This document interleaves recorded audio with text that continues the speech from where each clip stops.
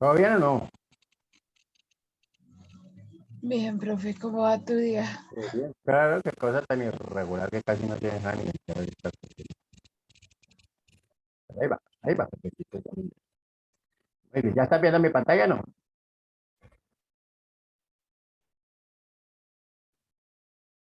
Ay, cosa. Todavía no, profe. Ahora sí, derecho laboral. Ok, vamos a mirar el sonido. El trabajo en Colombia está regulado por el Código Sustantivo del Trabajo. Este código está dividido en la ¿Está parte bien el sonido? individual y en la parte... Sí, profe. Ah, ese es el que estábamos hablando ahorita, ¿no? Sí, código sustantivo del trabajo. Entonces, de una vez lo traemos a colación para tener un enfoque global, ¿no? Sí, señor, ¿Listo? profe. Ajá. Bueno, colectiva. La parte individual va desde el artículo primero hasta el artículo 352 y la parte colectiva a partir del artículo 353 al 488. En la parte individual podemos ver los derechos de asociación, los pactos y los conflictos. En la parte colectiva se pueden apreciar los contratos, la seguridad social y lo que son los principios. El trabajo lo podemos definir como aquella actividad humana libre que presta una persona natural a otra persona natural o jurídica. Este trabajo puede ser intelectual o material, temporal o permanente.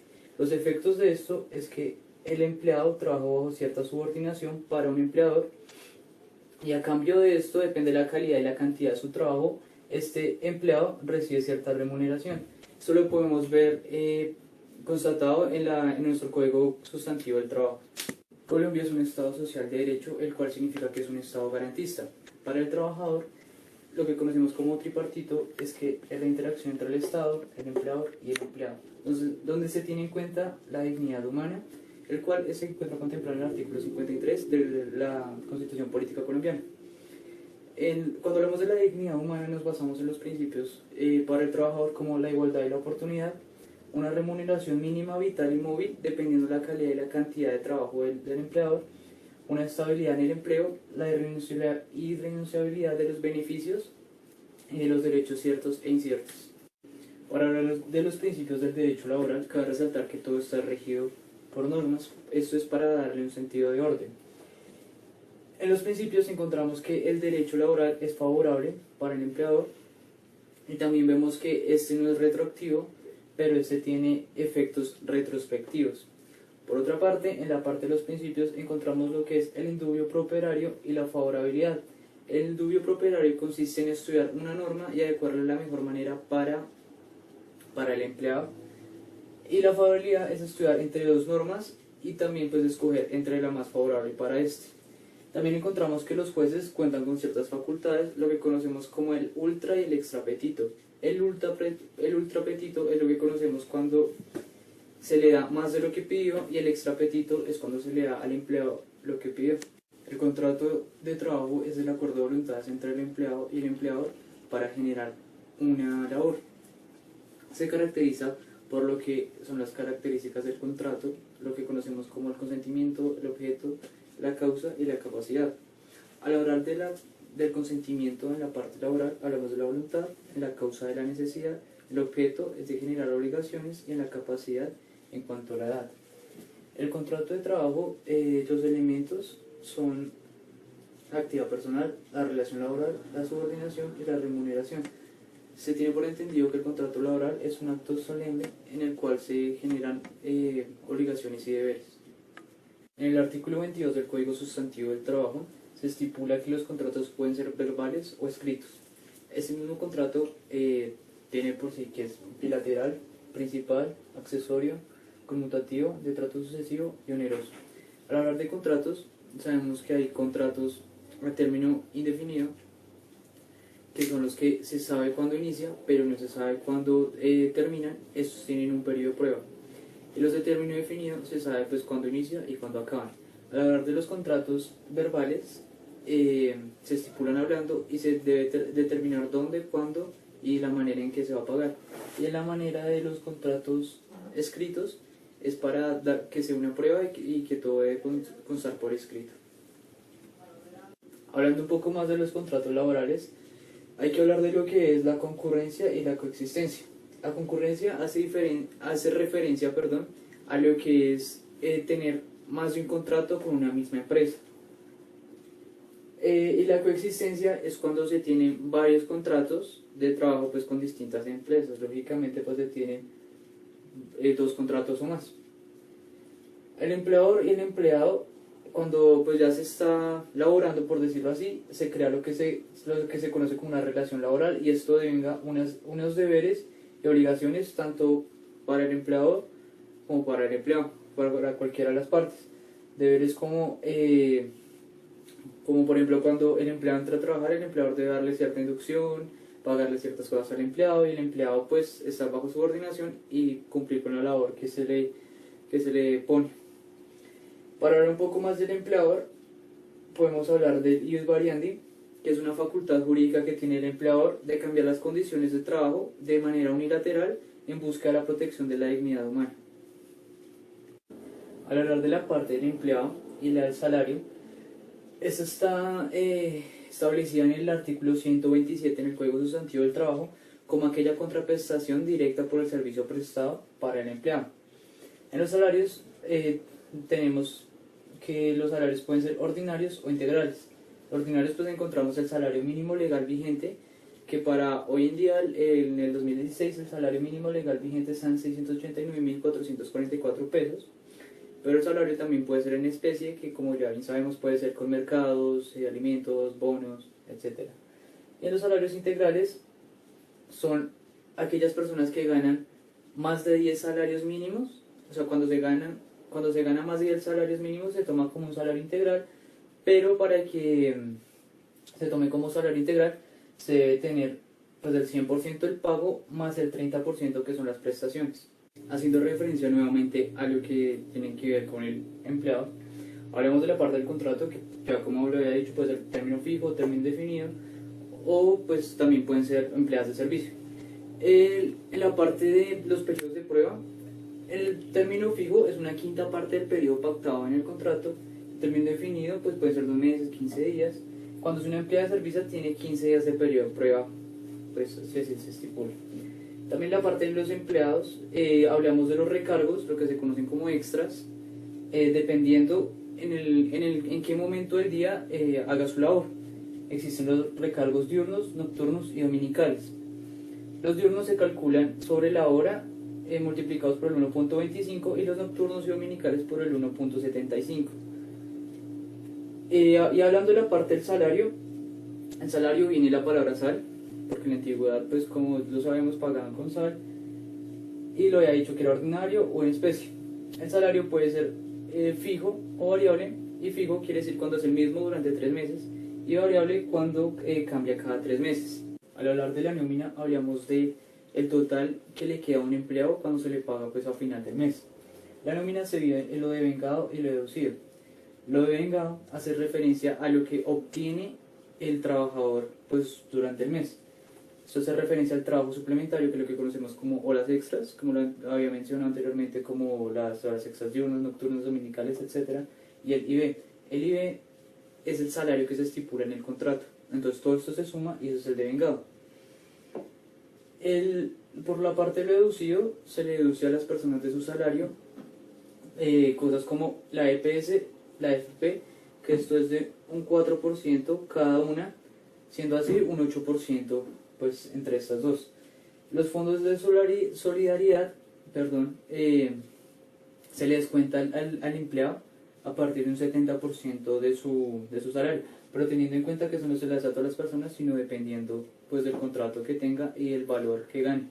Los fondos de subsistencia son aquellas personas que ganan a partir de 16 salarios mínimos legales vigentes hacia arriba, aportando así desde 0.2, entre más salarios mínimos legales vigentes vayan ganando, más le van aportando al fondo de subsistencia.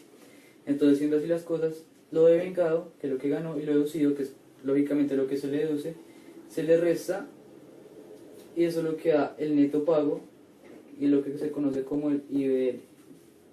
En la parte de las liquidaciones, tenemos que hablar que las liquidaciones pues hace referencia a las liquidaciones de las prestaciones sociales. Esas prestaciones sociales son beneficios y garantías que tiene el empleado y son pagos extras aparte de su salario a cargo del empleador, y esto es por ley. Cuando se termina un contrato o se despide un empleador, o no necesariamente cuando se termina o se despide, pues hay que calcular las cesantías, entre las cesantías, la prima y vacaciones en caso de que no hayan sido pagadas. Las cesantías se calculan de la siguiente manera: el salario mensual por los días trabajados sobre 360.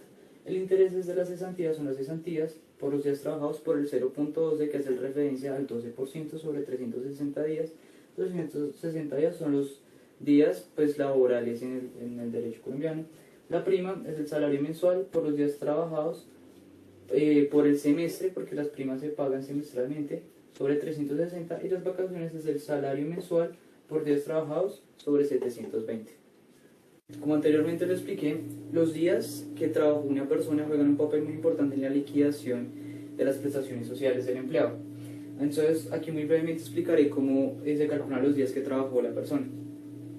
Suponiendo que una persona que entró a trabajar el 11 de febrero del 95 y fue despedida el 24 de mayo del 2016. Se pone la fecha en la que se despidió arriba y en la que ingresó abajo, y a esto se van restando años, meses y días. Y se van poniendo los resultados teniendo en cuenta que los días se le suma un día porque cuenta el día en que el empleado pues entró. A los años se le suman 360 días, a los meses se multiplica por 30, se multiplican acá también, perdón, y los días pues se dejan igual. De eso se sacan los resultados de las multiplicaciones, se suman, y pues en el ejemplo con esta persona que trabajó pues 21 años, 3 meses y 13 días, 14 días de hecho, se tiene en cuenta para las cesantías y demás liquidación de prestaciones sociales que trabajó 7.664 días. También la parte de las horas extras y todo eso para hablar de un poquito del nivel, lo de vengado y demás. Hagamos de cuenta que esta persona ganaba 1.000.000 de pesos. Para hacerle lo de las extras, lo del trabajo suplementario, esto se debe dividir en 240. 240 hace referencia a las horas. Entonces, por ende, tenemos en cuenta que la persona que ganaba 1.000.000, una hora de trabajo, esta persona costaba 4.167, que es el valor de la hora. Entonces, cuando se le calcula a esta persona, si se le quiere calcular recargos nocturnos, la hora se calcula por el 1.75, esto le daría 7.292 de más, y si fuese diurno, por el 1.25, que serían 5.228. La modernidad y con los cambios sociales que ha tenido la humanidad, se han venido también cambiando pues las formas de trabajo, de contratación, y etc. Aquí hablamos de la temporalidad, que es vista muy comúnmente pues en la actualidad. En la temporalidad podemos hablar del teletrabajo, las cooperativas, el EST y la tercerización, lo que hace referencia al insourcing y al outsourcing. Las prestaciones de la seguridad social hace referencia pues a los aportes o beneficios que se le dan tanto a los empleados como empleadores de este mismo, lo cual es irrenunciable, de orden público, lo cual se estipula en la Ley 100 del 93, la cual empezó a regir el 1 de abril del año 94. A las entidades que más se conocen son como la EPS, la FPARL, a las cuales tanto empleador como empleado están obligados a aportar. Como eso que es el 4%, y para el empleador es distinto, como para esto también dependiendo el salario que gane la persona, y los riesgos laborales van por parte del empleador. Dependiendo si, digamos, en alguna ocasión el empleador cae en una enfermedad laboral o en una enfermedad común, esto se debe disputar entre la EPS o la ARL. Las formas de acudir puede ser como beneficiario, cotizante, vinculado, unidad por capitación o beneficiario. Las formas para adquirir esto pueden ser asistenciales o económicas. Estos son los conocidos principios legales de la seguridad social. Estos tres de acá arriba son los principios constitucionales, que son la eficiencia, universalidad y solidaridad. Y cuando hablamos de la eficiencia, hace referencia a que debe ser algo oportuno, adecuado y suficiente. Los demás son la integralidad, la unidad, participación y portabilidad. Como lo había mencionado anteriormente, la Ley 100 del 93 empezó a regir a partir del 1 de abril del año 94. En esta ley se habla que la pensión es una prestación económica la cual cubre los años no productivos del trabajador, o también se toma como una compensación por una invalidez. En la pensión encontramos dos regímenes para pensionarse en los colombianos. Uno está el régimen de prima media con prestación definida y el régimen de ahorro individual con solidaridad. En el RPMPD podemos encontrar que eso está regulado bajo el Colpensiones, donde las personas que pues están incluidas en este régimen deben tener ciertas semanas cotizadas y cierta edad para obtener esta pensión. En el régimen de ahorro individual con solidaridad encontramos que es con un régimen de transición y en esta pues se le promete a las personas que se pueden pensionar a la edad que quieran, pero deben tener como cierta cantidad de dinero para poderse pensionar. También se habla aquí de la ley 797 del 03 y el acto legislativo 1 del 2005, en el cual a partir del 2006 se le suman 25 semanas de más a las personas para poder pensionarse. El derecho a asociación ya hace parte de la parte colectiva del Código Sustantivo del Trabajo. El derecho a asociación se dice que es irrenunciable, constitucional y voluntario. Al hablar que es constitucional es porque se incluye en la Constitución Política Colombiana en el artículo 37, 38 y 39. Eso se ratificó en Colombia mediante convenios como lo son el 87, 98, 151 y 154. El convenio 87 con la ley 26 del 76 habla de la asociación. El convenio 98 con la ley 27 del 76 habla de la negociación y el convenio 151 y 154, ambos con la ley 411 del 78, hablan de los trabajadores públicos. Todo este derecho a asociación técnicamente hace referencia a lo que conocemos como el sindicato, que es una persona jurídica, que para formar un sindicato se necesitan de 25 personas cuando son empleados y 5 personas cuando se trata de empleadores. El sindicato es una persona jurídica que busca mejorar la vida laboral de las personas y es una depositora de derechos, que es lo primero que obtiene con una sede y una identificación. Lo primero que se va a hacer cuando se tiene un sindicato es un acta de fundación para posteriormente tener un fuero sindical para las personas que sean beneficiados con esto. En los sindicatos se crea la figura de fuero sindical, la cual es una garantía para los fundadores, adherentes, la junta directiva y el comité de reclamos, que son personas que hacen parte de este sindicato.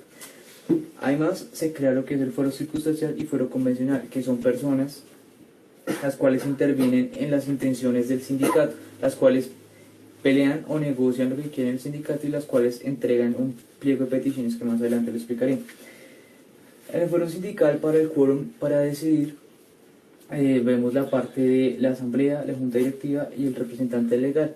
Para deliberar o decidir se tiene en cuenta el 50% más 1 y pues estas cumplen con funciones y facultades que son lo que deben y lo que pueden hacer. El pliego de peticiones es una acción que tiene el sindicato frente al empleador, en el cual se inicia un conflicto. Aquí podemos definir que el conflicto es el inicio para darle solución a un problema. El conflicto se puede clasificar entre jurídico y económico. El jurídico hace referencia a un contrato o una norma ya existente, y cuando hablamos de un conflicto económico es para darle paso a una nueva norma o mejorar un derecho que ya existía. Los sindicatos se pueden clasificar en gremio, que son las personas que se agrupan sindicalmente por profesión, por empresa, por actividad. Aquí hago referencia a la industria, que es por actividad económica, ya sea el sector petrolero, el minero y demás, o lo de oficios varios. Aprobar el sindicato en el registro sindical, se deben aprobar los estatutos de nombre, domicilio y el clase de sindicato pues, que se busca formar. Esta aprobación puede durar hasta 8 meses.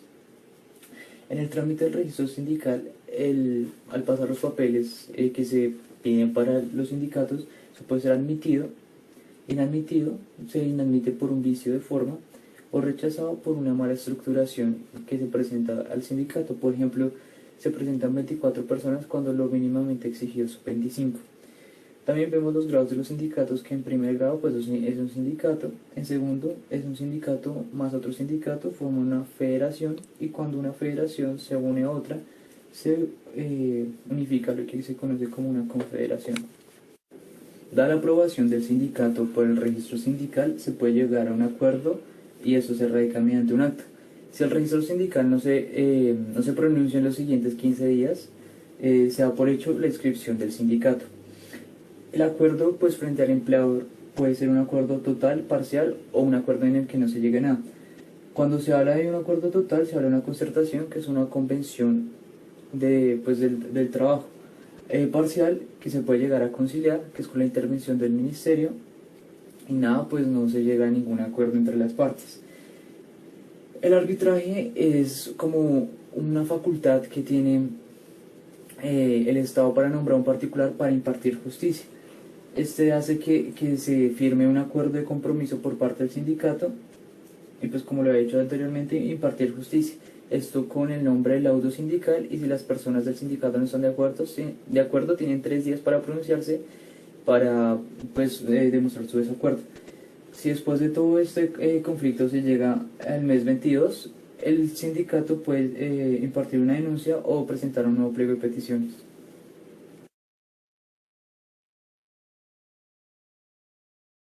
Bueno, muy bien. ¿Cómo la ves?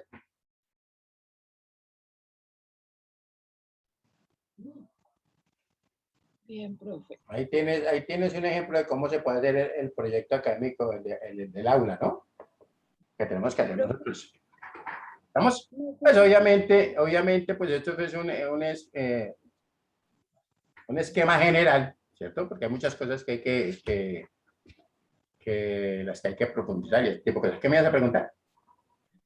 No fue que quitaron lo de las horas extras. Lo que pasa es que supuestamente en el periodo de, ahí toca meter al Uribe, en el Uribe, ¿cierto? Digamos ya las horas extras, o sea, uno básicamente arrancaba las horas extras desde las 6 de la tarde, por ejemplo, las horas extras nocturnas, ¿no? Y lo que pasa es que pasaron el tiempo, que ya no era, que el día era hasta las 10 de la noche, creo que es que inicialmente, ¿listo? Luego pasaron a lo que tiene que ver con las, digamos, con esas, se me fue la onda, con las horas extras, las pasó este señor que eran hasta las 9, pero igual las horas extras siempre han estado como limitadas, ¿no?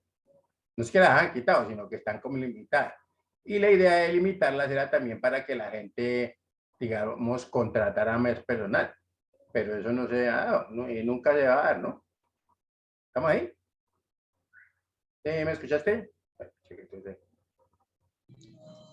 Sí, señor profe. O sea, generalmente eso no es pura carreta, eso no se da.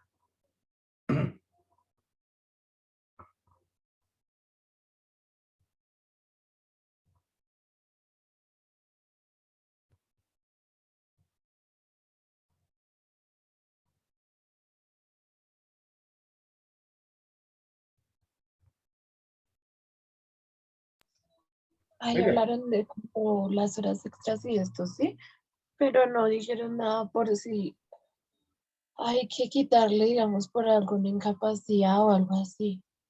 Ah, sí, claro, eso también toca hacerlo, pero por eso te digo, lo que pasa es que es como un esquema general, ¿correcto?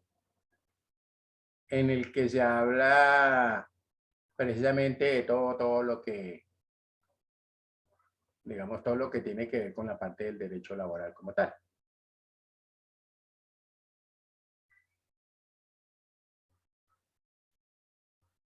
Ya, sí, más o menos, o peor. Hay mejor, profe. Ok.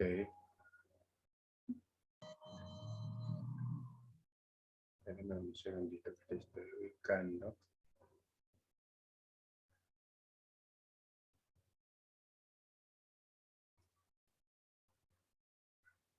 ¿Sí me estás escuchando bien o me escuchas gangoso? Ya se te escucha bien, porque en el video también se pausaba por pedazos. Sí, está como molestando el internet, o yo no sé qué es lo que pasa hoy. De todas formas, ahorita si nos llegamos a desconectar, vuelve y te conectas por el mismo link, ¿listo? Pues se me haga caer la señal. ¿Estamos ahí o no? Sí, señor, profe. Sí, señor.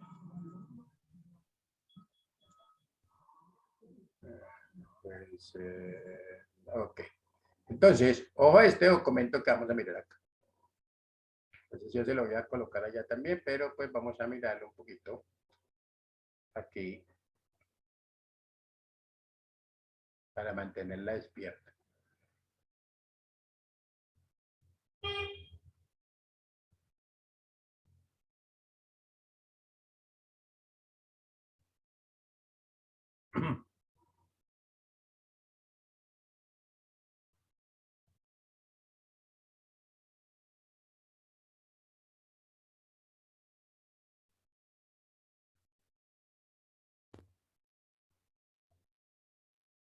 ¿Ya está viendo mi pantalla?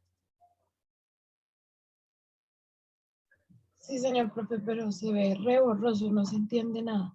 Esperemos a ver que ya se le vaya mejorando. Ya, se arregló. ¿Ya mejor Bueno, así? se ve. ¿Ah? Sí, ahí. ¿O ahí? Ahí. Pues se ve borroso, pero se alcanza a entender tantito. Ahí. Ay, perfecto, profe, no lo muevas. ¿Ahí se ve mejor? Sí, profe. Ah, bueno. Entonces, puedes arrancar a leer, no te preocupes. Hablamos acá entonces de la historia del derecho laboral. Ayúdeme ahí a ver cómo que alcanza a ver. Historia del derecho laboral en Colombia. Uh-huh. Al mencionar la palabra laboral, debemos tener en cuenta que esta surge de una actividad denominada trabajo, que proviene del latín traves. Significa traba, dificultad, Impedimento. independimiento, Impedimento. el cual nace por la necesidad de evolución y desarrollo del hombre y su círculo familiar. Si retrocedemos en el tiempo, podemos notar cómo la esclavitud marcó en su mayoría la actividad laboral o trabajo, generando una dependencia del mismo para obtener un beneficio. Uh-huh. Amo, servicio. Esclavo, comida, techo. Luego aparecería otra figura capitalista, el terrateniente, señor feudal, y los súbditos, como lo son vasallos, quienes toleraban el exceso de trabajo por recibir a cambio tranquilidad y protección, mientras que las artesanías, principio del formulario. ¿Listo? Entre el siglo XVIII Ahora lo y tenemos un momentico, a ver.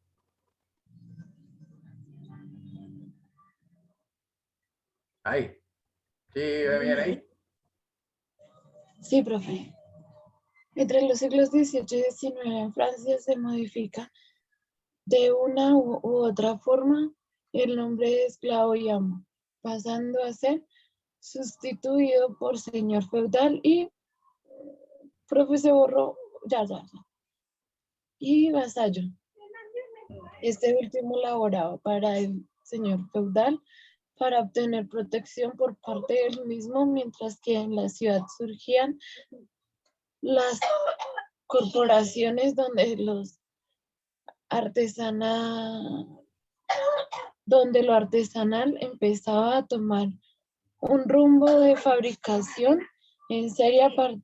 A partir de este momento inicia una clase social nueva que se llamaría burguesía, y cambiarían nuevamente los nombres del señor feudal y vasallo a trabajador, que de una u otra forma favorecían al capitalismo en progreso.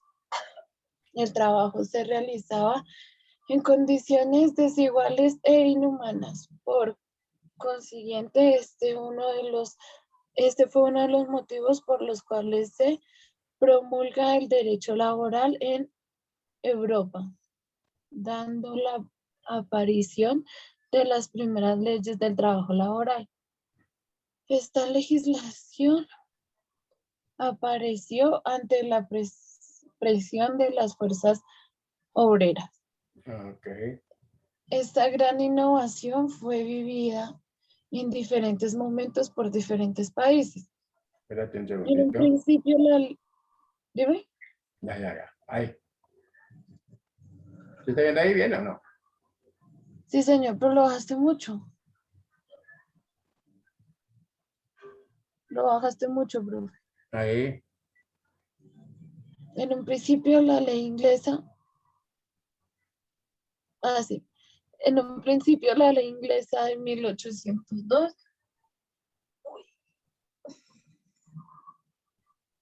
defiende al regular las condiciones de trabajo. Ujú. En Francia, en donde se le dio gran promoción a legislación intervencionista, adelantó que se dio con la revolución de 1848 por parte de, en Alemania se logró legislar sobre las condiciones de trabajo y el seguro social. En Italia se creó la legislación sobre el trabajo de menores. En España se vio la creación del Instituto de Reformas Sociales en 1903.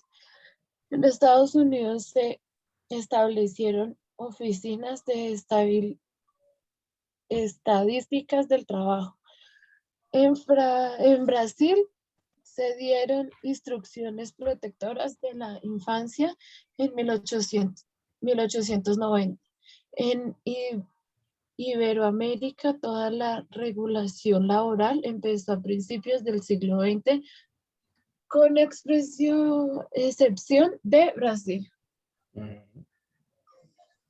Muy bien, en Colombia, pues aquí te voy a dejar este documentico, ¿cierto? Pero pues igual en Colombia recuerden que básicamente nosotros tenemos, vamos a ubicar aquí, historia del derecho laboral en Colombia. ¿Listo? Entonces, si nosotros observamos básicamente, pues aquí tenemos una cantidad de historia, pero a mí me interesa es que miremos, ¿cierto? Que digamos la parte de la aparición del derecho laboral como tal, o sea, no fue, o sea, no ha sido fácil, digámoslo así, sino que han habido una cantidad de cambios, circunstancias que han obligado a los gobiernos, ¿cierto?, a mantener por cierta estructura para lo que es la parte de lo que es la legislación laboral. Incluso de pronto, digamos, lo sucedido más o menos en 1990, que es lo más, como lo más reciente, cuando se creó la ley 50, ¿cierto? Y la ley 100 de 1993. Entonces, pues eso nos afectó a los trabajadores, pienso yo, desde mi punto de vista, a más de un trabajador, ¿correcto? Entonces, coloquemos historia del derecho laboral en Colombia, así que solamente hagamos un resumen de lo último, que para qué nos ponemos a meternos con todo el resto. ¿Listo? Sí, señor. Historia del derecho laboral Y colombiano. algo así como en Colombia, sí. La historia del derecho laboral. En Colombia solamente vamos a concretar lo siguiente. Punto aparte, puede ser. Los diversos decretos y leyes expedidos por cada gobierno, porque cada que hay un gobierno, entonces alguien quiere apretarnos ahí, ¿no? Sí, señor. Vamos de mal en peor. Los diversos decretos y leyes expedidos por cada gobierno son producto de la lucha incansable de los trabajadores colombianos, coma, quienes contra su voluntad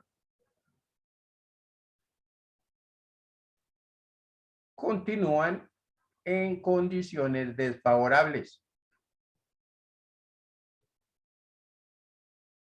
¿En cuanto a qué? Pues en cuanto a derechos, protecciones y garantías sociales.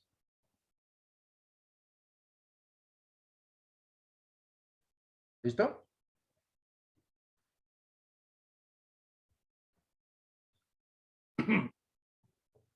Sí, señor. En la década, pongamos punto aparte. En la década de los 90, fueron introducidos dos grandes cambios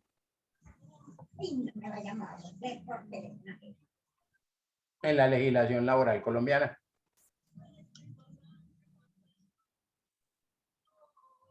Dos puntos. La ley 50 de 1990 y la ley 100 de 1993.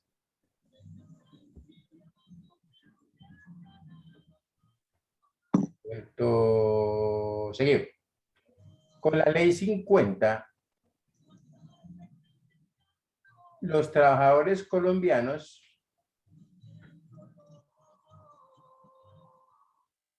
perdieron grandes derechos. Allí perdimos grandes derechos, más bien, ¿sí o no? Perdimos grandes derechos.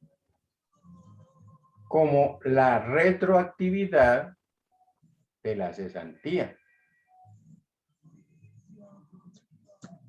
¿Cómo así ese, profe? Eso lo que pasa es que hasta 1989, ahí para ponerla en contexto, nosotros, por ejemplo, nosotros nos aumentaban, ¿cierto? Nos hacían un aumento de sueldo. Vamos a decir que yo llevaba 10 años. Entonces, en el año 89 yo me estaba ganando 1.000.000 de pesos. Ahí para poner, para que me lo entiendas. ¿Listo? Entonces, el aumento para el año siguiente, vamos a decir que el gobierno decretó el 10%, por decir una cosa, para que serían 100.000 pesos, ¿correcto? Sí, señor. Esos 100.000 pesos me afectaban todos los otros años hacia atrás, o sea que yo venía acumulando, ¿cierto? O sea que yo tenía ahí, digamos, si llevaba 9 años, pues eran 900.000 que me iban a aumentar mis cesantías. Hoy en día, ¿qué se hace? Más o menos entre los 15 de febrero del año siguiente, ¿cierto? Todos los empleadores están consignando las cesantías de sus empleados en los fondos de pensiones y cesantías, ¿correcto?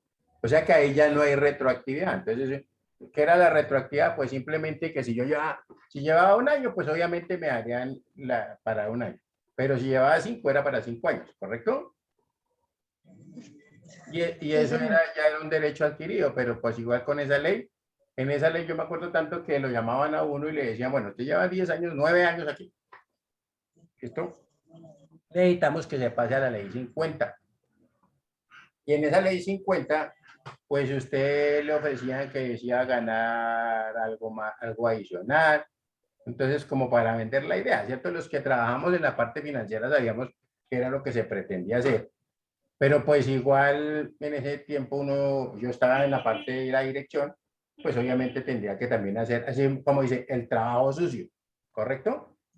¿Y qué es eso? Sí, El trabajo señor. sucio, pues simplemente era tratar de convencer a la persona que se trasladara a la ley 50.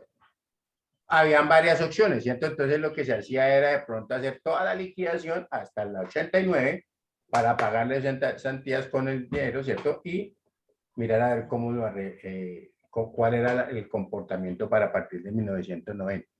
Muchas personas no firmaron, ¿cierto? Entonces se retiraron o se sacaron de la compañía y se les indemnizó en su momento, ¿correcto? Pero a futuro se veía que era pues No, una ganancia o un menor gasto más bien para las compañías, ¿correcto? Por cuestiones de salarios y de nómina y de prestaciones sociales. ¿Estamos ahí? sí, señor. Porque esa Pero reto... es obligatorio, ¿fue obligatorio? Sí, señora.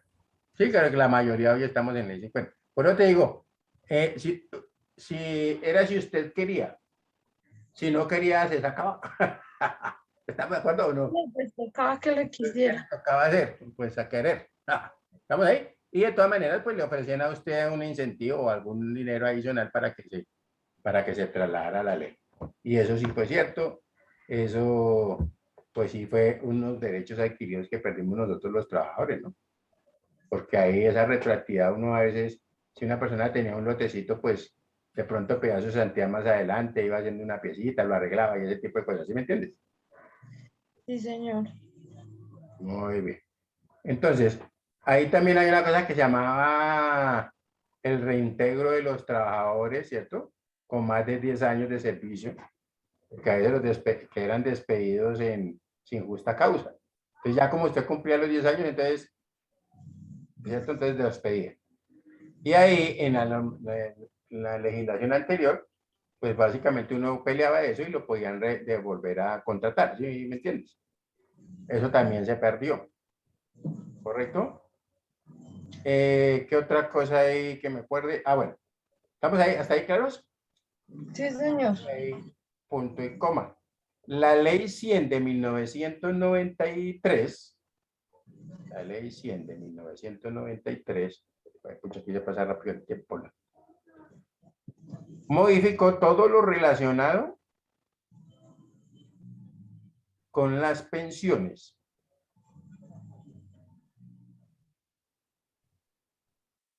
Pero todavía se están modificando, ¿no, profe? Eso no para. Tratar de fregarlo siempre, bueno, fregarlo a uno, yo no.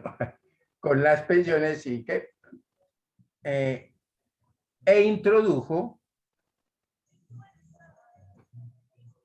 novedosos avances en el aspecto de la salud. ¿Listo? Entonces ahí, básicamente con esa ley 100, pues también recuerden que es donde aparecen también las IPS, las EPS y todo ese tipo de cosas, ¿no? Generalmente me acuerdo que anteriormente todos estábamos metidos en lo que era la seguridad social, porque eso era supuestamente un cargo, era cargo del Estado, ¿correcto? Que era cuando estaba en el Instituto de Seguros Sociales, entonces ahí uno se lo atendía al médico, ¿cierto? La parte de las pensiones también se encargaba del Seguro Social, bueno, etcétera, etcétera. Entonces, pero con esa ley 100 ya sé lo que se pactó, entre comillas, digamos que lo que se hizo fue que se privatizó, ¿correcto? Sería lo único bueno que sacó. Acuérdate que en este momento también incluso han dicho muchas IPS que están en la quiebra, que porque el gobierno no les paga, que ya cuánto hace que vacunaron y no les han pagado lo de las vacunas, bueno, etcétera, etcétera. Ah, Muy bien. Entonces, hasta ahí estamos claros, ¿no? Entonces, todo esto, ¿cierto? De lo del derecho laboral no es que nos lo hayan dado ¿cómo le dices? Como con mucho agrado, sino que han surgido muchas cosas, ¿no? Por ejemplo, de pronto lo que pasó por allá en esa fábrica que se quemaron a esas personas, el Día de la Mujer que se celebra también, todo eso han hecho, ¿cierto? La masacre de las bananeras, por ejemplo, en Colombia, también todo eso ha influido en lo que es ese, digamos, derecho laboral. la lucha por los derechos. La lucha de los derechos siempre ha acarreado eh, enfrentamientos, ¿no? ¿Estamos ahí? Muy bien. Entonces, aquí es donde nosotros entramos a hablar de lo que es ese famoso código sustantivo del trabajo, ¿correcto? Entonces, programamos ahí punto aparte, código sustantivo del trabajo. Y entre paréntesis, ya sabe, CST. Profe, ¿ese nada más es nacional o son leyes internacionales? Lo que pasa es que tiene leyes de acuerdo a la Organización Internacional de Trabajo, pues no se puede salir de ahí, ¿no? Ni a los derechos humanos. Porque, por ejemplo, para muchos empleadores de aquí sería, ojalá trabajáramos 24 horas y no pagar sino 5, ¿no? Sí. Eso pasa. Entonces, bueno, pero no hablo más. ¿Estamos ahí o no? Pero es eso. Entonces, si uno mira, si no existieran esos derechos humanos, también quién sabe cómo sería esta cuestión, ¿no? Y más en esos tiempos cuando las economías se ponen tan complicadas como estamos en este momento. ¿Cierto? Pero ahí me está llamando un médico. Vamos a ver qué pasó. Perdón. Aló.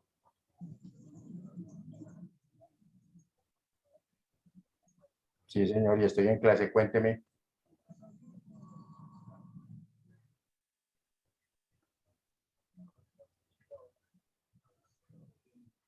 Sí, señor.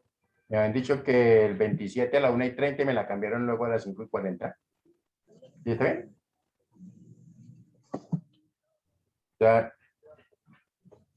Listo, señor. Sí, me han llamado hace como 1 hora o 2 horas más bien. Un señor también. Sí, señor. ¿Listo? Bueno, muchas gracias. Que esté muy bien. Qué berrasco si ustedes no se organizan para nada.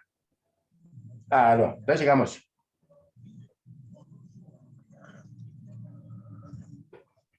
¿Listo? Entonces hablamos del código sustantivo del trabajo. Listo.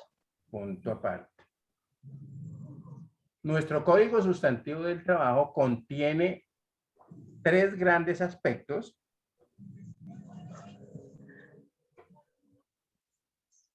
en el campo del derecho social.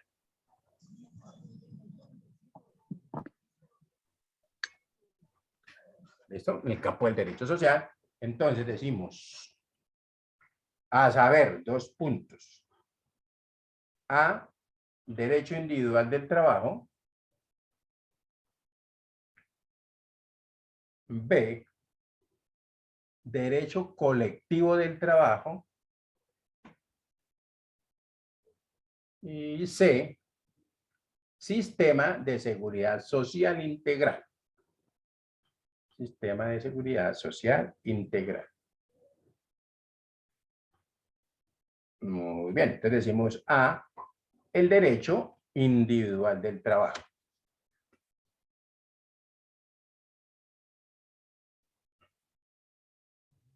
Dos puntos. Abarca todos los derechos y obligaciones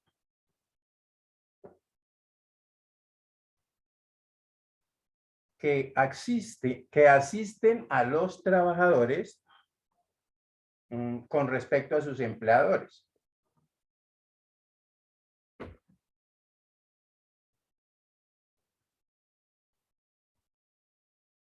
Y a los derechos y obligaciones que asisten a los empleadores con respecto a sus trabajadores.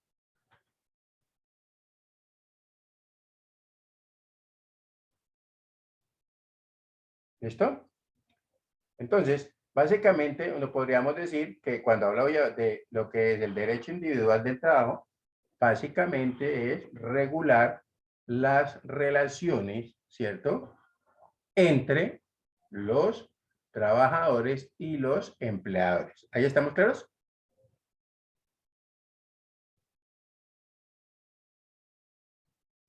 Sí, señor profe. Ok. Entonces, fundamental eso, ¿no? Y dejemos un titulito que diga, ve el derecho colectivo de trabajo. Yo no me di cuenta que era separado. El día aquí también lo traes. Derecho colectivo del trabajo. ¿Listo? Sí, señor. Y dejemos ese título. Pues básicamente lo que se veía también lo que vamos a hablar ahí es lo que se veía prácticamente en el video, ¿cierto? En la videoconferencia de la Universidad Militar, pues básicamente es ese derecho que también controla con los sindicatos, ¿no? Los trabajadores con los sindicatos, perdón, los empleadores con los sindicatos, pero lo dejamos para dentro de 8 días. Actívame la camarita ahí para verle la cara hoy por última vez.